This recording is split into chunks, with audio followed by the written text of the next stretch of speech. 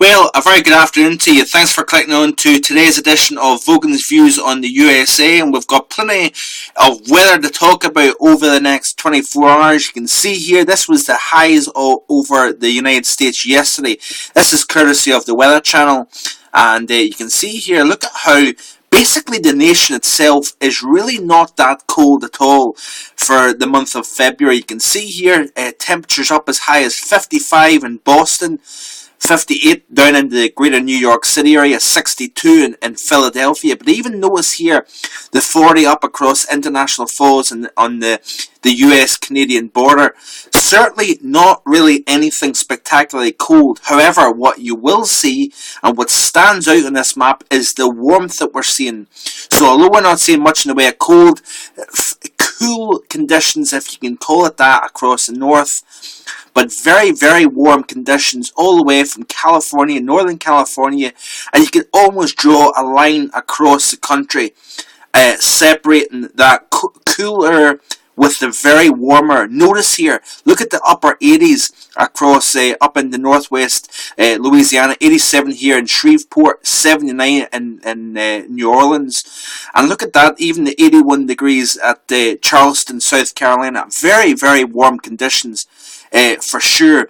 The concern is over the course of today that as we skip through, you notice here, folks, a quick look at the departures from normal.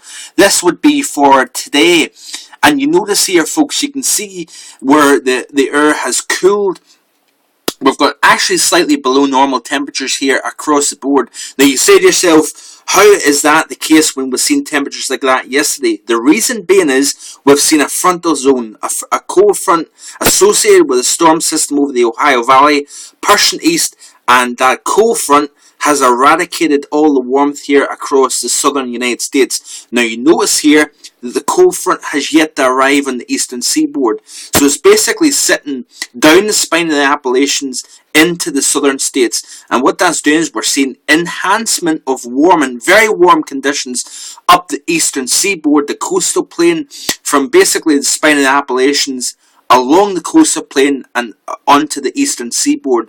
Temperatures are warmer than they were yesterday because we're going to be seeing the heat getting pumped from the south up the east coast ahead of that cold front, and therefore we're going to be seeing temperatures as much as 24 above normal in the greater DC area. Remarkable temperatures for sure.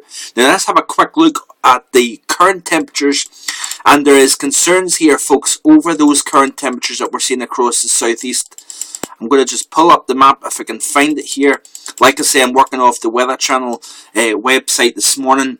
But you notice here, folks, if you look at the map, this is the current temperatures. The current temperatures have cooled.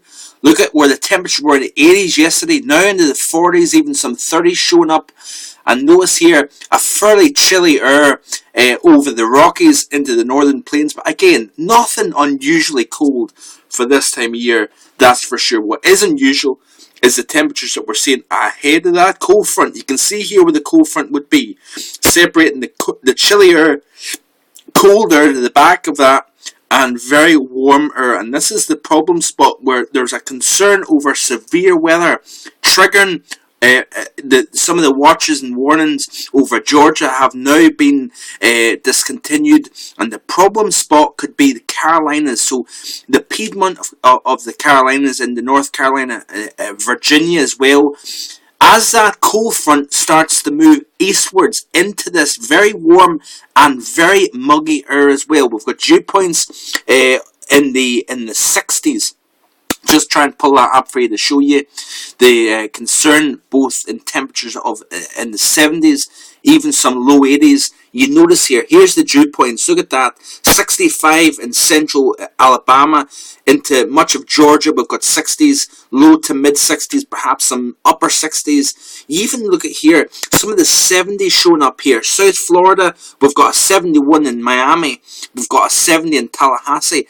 Folks, these are our late spring values, not February values. And that is where your fuel is as this cold front sweeps in. And of course, you've got thunderstorms that are going to fire up along the cold front. As well as that, the lapse rate, you've got colder air infiltrating its way in from the northwest. hitting against this very warm, juicy, low-level warmth and moisture. As that low-level moisture acts like an energy, a battery, so to speak, you're going to feel those thunderstorms up that cold front.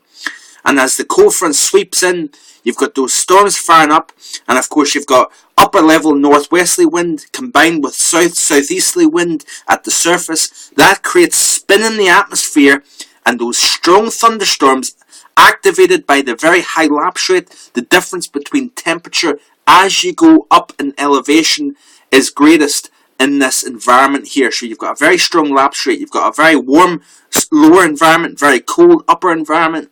That of course fires strong thunderstorms along that cold front, and of course when that wind shear in the atmosphere creates a spin, turns those thunderstorms from a normal classic thunderstorm into a supercell thunderstorm, and that's where your danger aspect comes in, and it is a very big concern. So I'm going to show you the forecast highs of the Weather Channel, and you will notice here the difference. Look at the difference here. Look at how much fresher the air is across the south.